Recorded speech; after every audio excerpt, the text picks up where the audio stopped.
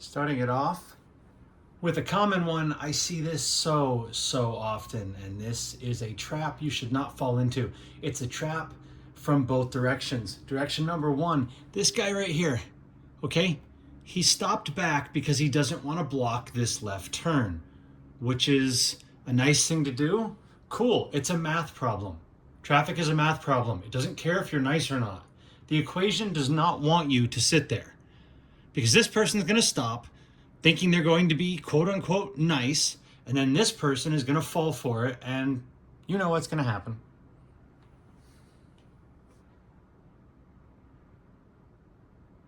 This person thinks, let me stop too, and this person thinks, I should go. You should not have gone. This is always a trap. And it's not really the vehicles here, it's not really these drivers' fault that you decided to go in front of them, but you did support the action, and these people right here have a little bit of culpability. If you would stop doing that, please. It's not about being polite. There's certainly, in a parking lot, you can be courteous, right? There's no clear right of way. Over here, people just need to pull up. When this section clears, this person making a left will be able to go. The average is about 70 seconds. That's the average time it takes for a turn to clear, 70 seconds. So let's not be freaked out about it. They can wait a little bit. It's certainly worth not getting slammed by this guy. Now, it's not nice that this person comes flying down that lane, but what obligation does this person have to stop? The intersection's way back here. The stoplight's way up here. Boom.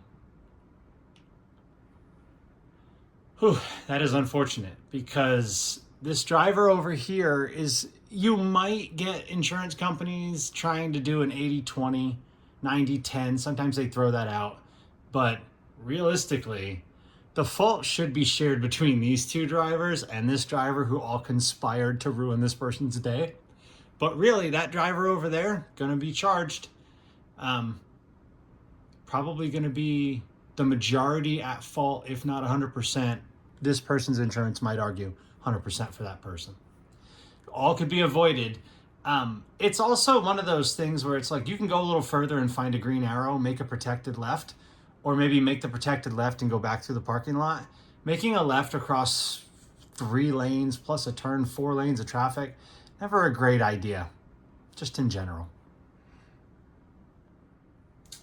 This is a fairly simple one coming up here. You've got this driver of this work van here who is following way too closely to the person in front of them. And we're going to see why that's a problem, as you can guess, in a second here. Right now, not too bad, but clearly not paying attention. Now, props to this truck for letting off their brake. You could see it in the flash in the light. They let off the brake, took the impact, and hit their brake again to avoid hitting this truck in front of them. 38 kilometers an hour, what is it, 25 miles an hour? It's not a fast road. There was a bunch of traffic.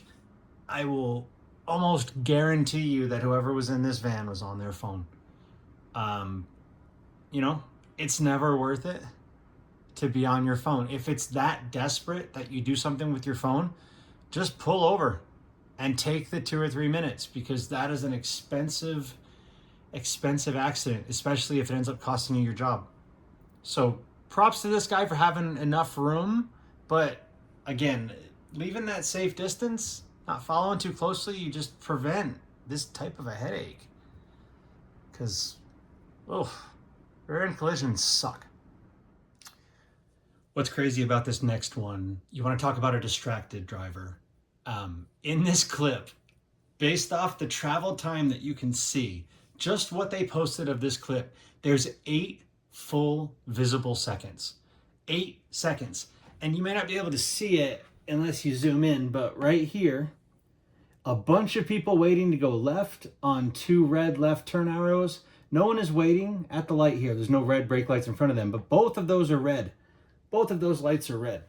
And this driver, traveling at the speed they are going, it takes them 8 full seconds to get to this light. And at no point in the next 8 seconds do they look up from what they are doing in their car. 8 full seconds. Never looked up, never looked up, never looked up, never looked up. Yeah, that's a bad time to brake. Apparently, they were quite upset afterwards. This is a police vehicle right here, so they were already right on scene. The camera didn't even have to stop. But this is a crazy, crazy example. There's a lot of things that take 8 seconds in a car that you probably wouldn't realize take 8 seconds. You know, you're reaching back in the back seat for something, or maybe you have to do something really quick that's a little more involved on your phone. Like maybe you have to try to find something and send it back to someone as an email attachment, something you really should pull over to do. The sad thing is that had they been more aware of what their surroundings, what was going on, they could have stopped probably a fairly long traffic light based off the amount of cross traffic and flow. They probably would have had the time to do whatever it was they were doing while driving down the road at full speed and not paying attention to what was happening out in front of their windshield there. But it's so scary too, because imagine anyone in any of these 3 lanes just parked there. You know, none of these people in this lane made this person hit their brakes. So someone parked there, maybe they would have just got plowed into the same way, you know, these poor drivers did. So even if you are sitting at a stoplight, you really shouldn't be doing something on your phone. You should be looking what's ahead of you and keeping an eye on the rearview mirror. Because realistically, if you see someone coming full speed and it looks like they're not, like they might hit you, switch lanes, pull over. You know, you could even pull over, turn in front of them briefly, pull over here, go to the side. If you're watching, you have options. But I actually saw one earlier today. It wasn't in Florida, but I saw a dash cam video earlier today that was someone got smashed from behind while they had been parked for about 25, 30 seconds. And yeah, you really got to keep an eye out on your surroundings, because people, 8 full seconds not looking up, someone could plow right into the back of you. Please, please, please be safe out there.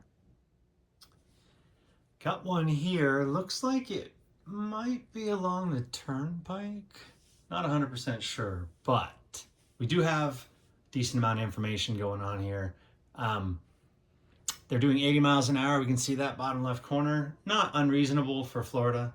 You certainly could be doing 10, 15 over. I've seen people cruising at 20 past police officers who did not, or highway patrol who did not care.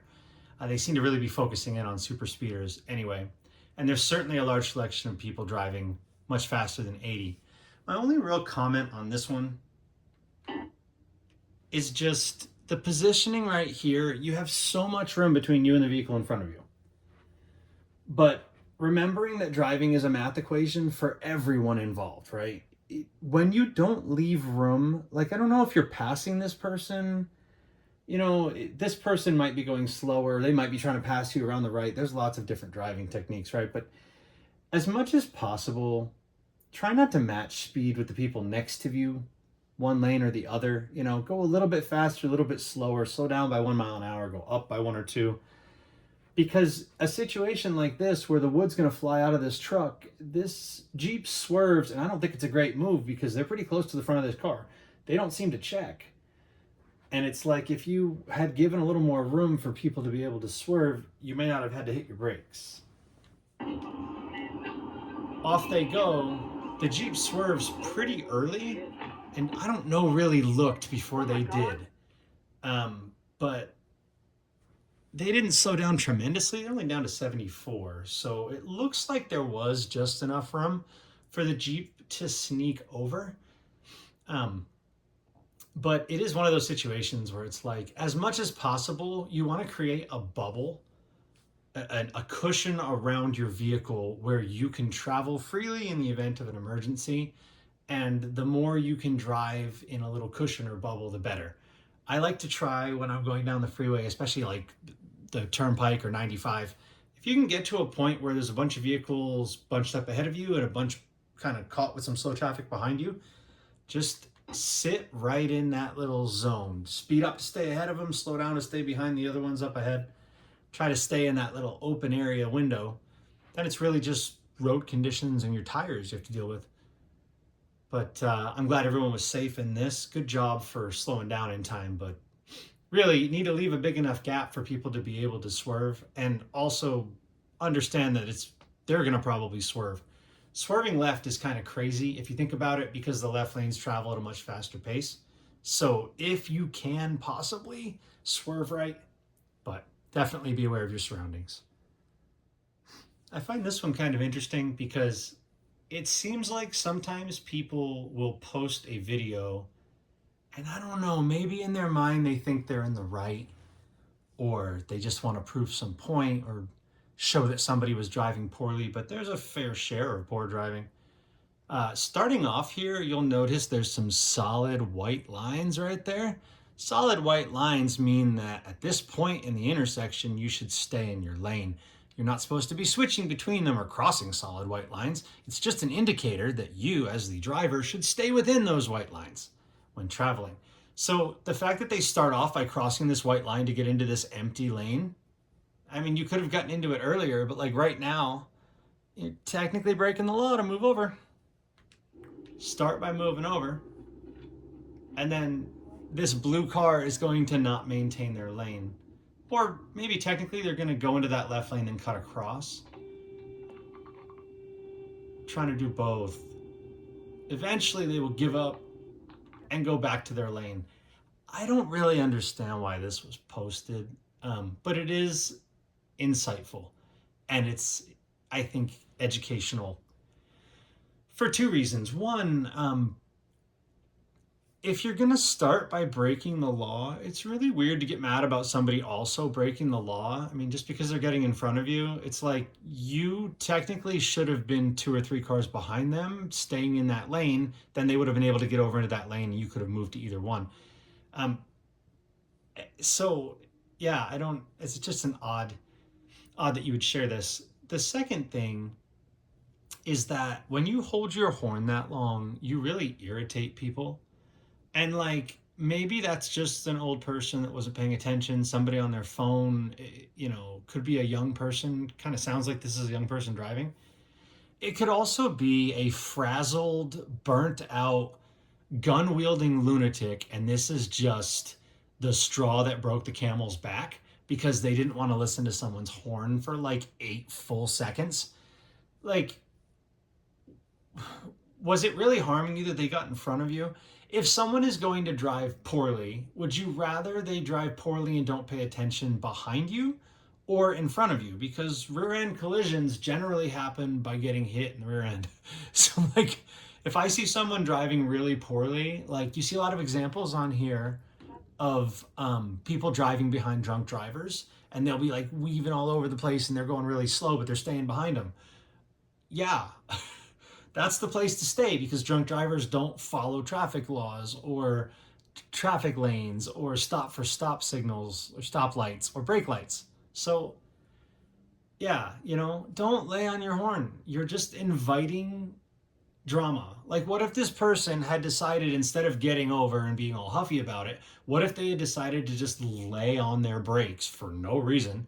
Then you plow into the back of them, and like, maybe you're able to prove it's their fault by showing the camera in court, but you still have a wrecked vehicle now. And like, that's just a sucky way to be. So, you can common sense max here, right? Avoid the issue altogether. Just stay in your lane, or if you're going to go over there, just anticipate that someone might move, a quick toot, and then let them go. Don't lay on your horn. Never a good idea. A few things on this one. The person who's driving, his spouse, significant other, whatever, is going to drop some just gems of wisdom on him.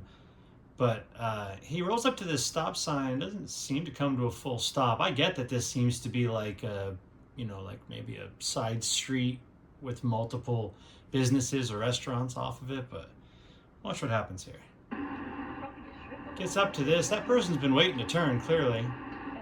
And so then they go at the same time as this person, honking at him. I don't agree. I agree with her telling him to stop. Oh, she just gems of wisdom there. She's like, "What? Don't give someone reason to be extremely angry.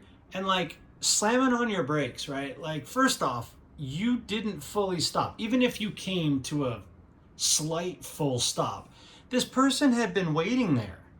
And it's not like they have the right of way. Neither one of you have the right of way. You're turning from a side street onto a main street. So as both of you are going to be intersecting traffic that would be traveling down this lane, neither one of you has a more specific right of way. It's just who got to the stop sign first. This road doesn't stop. So if that person gets there first, now if you were going straight and they were turning, there's kind of an argument. But with you turning and them turning, it's just a dick move. And then you slowing down in front of them, it's like, the best thing about this being Florida is that when people drive like this, when they're ignorant assholes like this, and they try to infuriate people, they cut in front of them and they try to make them angry, it's like, you keep campaigning for this ass whooping and you're going to get elected. You're going to find somebody who's actually having a horrific day and is just ready to show you what they think of your driving and your opinions of their driving. So please, please, please, folks, just be the bigger person. Just be calm, be patient. In this situation, let them go. It takes 2 seconds. And then don't ever drive in front of somebody, brake checking, doing all that stuff. I mean, what's the dream scenario here? They ram into the back of you? You know, you're going to have a horrible day if you slam on your brakes and they manage to hit you, and then you have to explain to your insurance company why you slammed on your brakes. What if they have a dash cam? Dash cam is going to show a slightly different story from their angle, and then, you know, insurance companies might not side with you. Cops might not side with you. Why take that risk?